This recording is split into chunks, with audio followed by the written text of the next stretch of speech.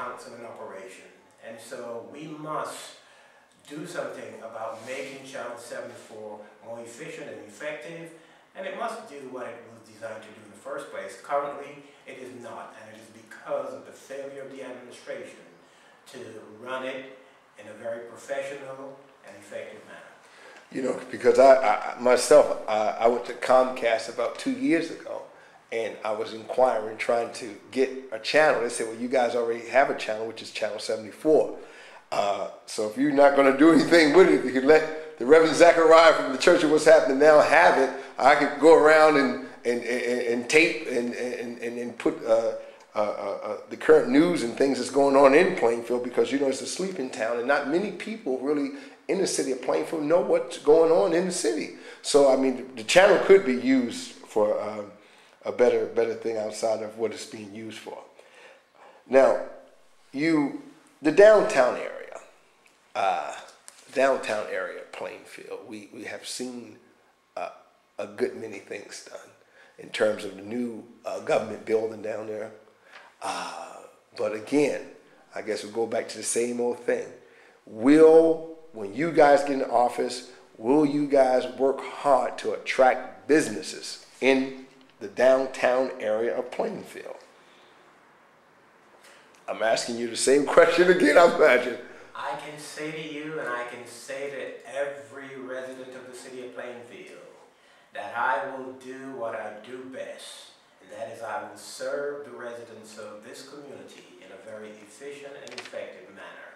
And I pledge to every resident of Plainfield that I will work with the administration, I will work with all of my colleagues, and I am hoping that Annie McWilliams will be one of my colleagues come January.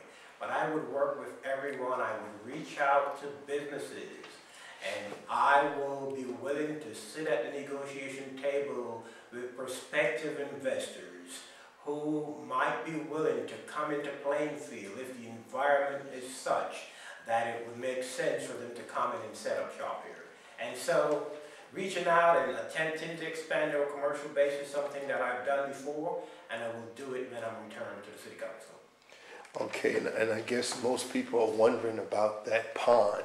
I believe that pond in Cedar Brook, I let a turtle, you know, someone gave me a turtle about two years ago, and it was a big turtle, you know, I mean, it wasn't just like a little, and so I put it in my fish tank, and the turtle will continue to bang against the glass, you know, so I got scared. I said, I hope this turtle don't, you know, break the glass, break the fish tank.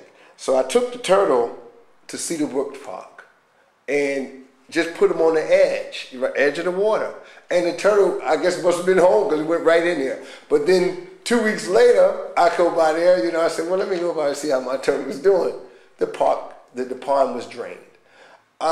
So what, you know, are they ever going to fix this thing, or what are they going to do with it? Well, that is a project that has been about 4 or 5 years in the making. And it has suffered some hiccups along the way, mainly funding, mainly some environmental issues, and there has been a lot of going back and forth between the county and the state in order to make sure that the project is done right. But I can tell you that that entire area will be transformed, and based on my latest conversations with the county, the project will be completed by the late spring, by June. And it will be completed with landscaping. There will be an aeration system that will be installed in the center of the pond, and it will be functioning by late June with the installation of that and with the landscaping that will be in place. So I am confident that some of the setbacks that the project suffered over the course of the last couple of years, we are very close to completing that project. There had been some erosion that the project suffered, and some of the fishing ponds that were installed were washed away by floods, and so there had to be a duplication of effort in order to restore some of those areas. But I have the assurance from the county that the project will be completed by the late spring, and All right. When you come up Randolph Road, Cedar Brook Park is to your right. Coming, let's say, up from Plainfield Avenue, Cedar Brook is to the right. There is an open area where there's a lot of guys that play volleyball. I think it's either volleyball or kickball. Soccer. Okay, I'm sorry, soccer. All right. What they call football in some countries. All right. Where they play the soccer, I noticed that sometimes that area on a hard rain is totally drenched, totally flooded out. What will you plan to do for that? Is that Cedar Brook Park also? That is Cedar Brook Park, and that entire area, the way it has been explained to me, that area was designed in such a manner as to collect all of the water that comes down through Plainfield into that area. And that is the reason for the Cedar Brook Pond. That is the reason for the canal right there in the area where the guys play soccer. Because all the water from the top of Plainfield just comes right down through the city, and that's where it ends up. That's the path it takes to go into Cedar Brook Lake or Cedar Brook Pond, whichever you prefer.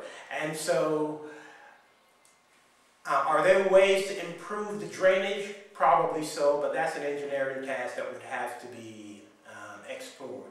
But I can tell you that the water pretty much ends up where it was designed to go, and that is coming from the top of the city and flowing right down through that area to make its way into Cedar Brook. So the area that they're playing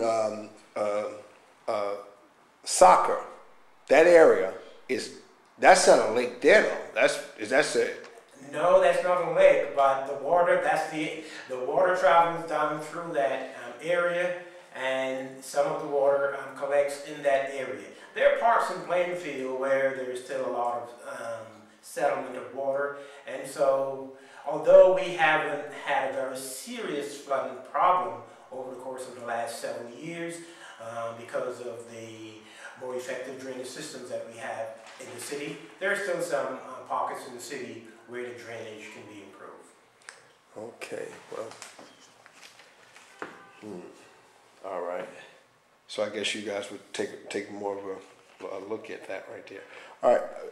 What about crime in the city of Plainfield? I noticed that they have a police unit now. Actually, almost like when I was little, they had this little bus that would come around, a reading bus, where they had, you can go on this bus and read. They had all kinds of books and things on this bus. A mobile reading, I think they used to call it years ago. Now they have a police unit about the size of that bus. I drove by the other day, and do you know anything about that? I know that there's this new mobile unit that the police department has put into service within the last year or so.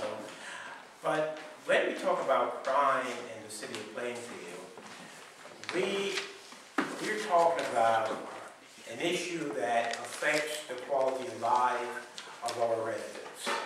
And we have got to find better ways to deal with the criminal activities that occur in our city. But we have got to address it from the smallest crime all the way up to the most serious crime that we face in our city. And we have got to take seriously the whole notion of the broken windows theory. So we have got to make sure that we have our schools talk to our young people about litter so that they wouldn't make our streets in a condition that would be unappealing to people who are driving into our city. We have got to address every crime that occurs in this city. And we can do that by putting more police officers on street patrol. I think deployment is the main issue that we are faced with in terms of our police department. We have a very good police department, a very effective police department, but we can do a better job of deploying the resources that we have so that they can be in the areas that need the greatest attention. We also have to look very seriously at putting the funds behind electronic surveillance so that we could have those electronic eyes looking over certain parts of our city where there is a need for tougher law enforcement.